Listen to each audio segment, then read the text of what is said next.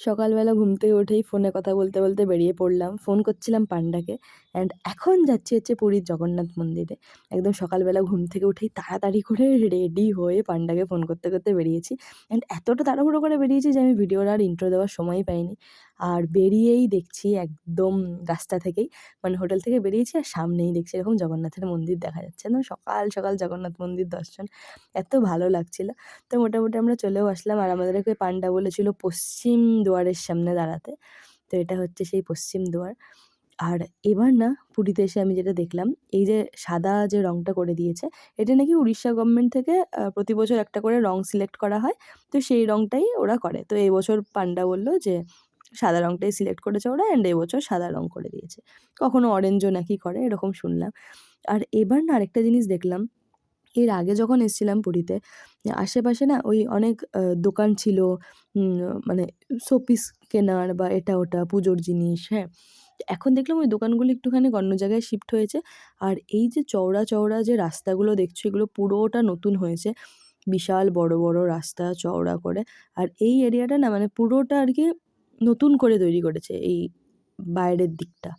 তো বাইরে থেকেও তোমরা খুব সুন্দরভাবে আর কি এই জগন্নাথ মন্দিরটা পরিক্রমা করা যায় বাইরে দিয়েও। আর রাস্তাগুলো ভীষণ সুন্দর, মানে মন্দির চত্বরটাকে অনেকটাই বড় করা হয়েছে আর কি। আর এখন আমরা যাচ্ছি হচ্ছে পুজো দিতে। তো পুজো দেওয়ার জন্য যা যা কিছু বলেছিল, ওগুলো তো সব আমরা নিয়ে নিয়েছিলাম, আর কিছু তো পান্ডাও নিয়ে নিয়েছিল। তো সমস্ত কিছু করে এখানে আমরা পুজো দিতে গেলাম। অ্যান্ড পুজো দিতে যাওয়ার সময় যেটা হয়, ভিতরে তো আর ক্যামেরা অ্যালাউ থাকে না, তো বাইরের জায়গাটাই ভিডিও করে নিয়েছিলাম। আর এই তো আমরা অলরেডি পুজো করে, মানে পুজো দিয়ে আর কি বেরোলাম। আর পুরো মন্দির চত্বরটা না এতটা সুন্দর, এতটা মানে যেরকম হয় আর কি। আর তাছাড়াও এখন এই চারিদিকটা অনেকটা বড় করে দিয়েছে মন্দির চত্বরটা, তো সেই জন্য সবাই খুব মানে মানে ধীরে সুস্থে সুন্দরভাবে আর কি জগন্নাথ দর্শনও করতে পারছে। তো হ্যাঁ, এবার পান্ডার থেকে শুনলাম এই যে মন্দিরের মাথায় যে পতাকাটা থাকে, তো তুমি যদি চাও আর কি পতাকা সংকল্প করতে, তাহলে তুমি পতাকা সংকল্প করতে পারো, আর তোমার দেওয়া পতাকাটাই কিন্তু মন্দিরের চূড়ায় লাগানো হবে। তো এটা তো জানা ছিল না। তখন এটা শুনে ভাবছি যে হ্যাঁ, তাহলে তো করা যেতে পারে। তখন বলল যে তাহলে বিকেল ৪টার সময় এসে পতাকা সংকল্প করতে হবে। তো ফটাফট আমরা আবার হোটেলে গেলাম, একটুখানি ফ্রেশ-ট্রেশ হয়ে আবার আসলাম। অ্যান্ড এসে এই দেখো, এটা আমি ফার্স্ট টাইম দেখলাম যে কীভাবে পতাকা লাগানো হয়। তো ভাবলাম যে হ্যাঁ, ভিডিও করে রাখি, তোমাদের সাথেও শেয়ার করব। অ্যান্ড এই ভিডিওটা এমনিতেও অনেক ছোট্ট, যেহেতু মন্দিরের ভিতরে ক্যামেরা অ্যালাউ থাকে না।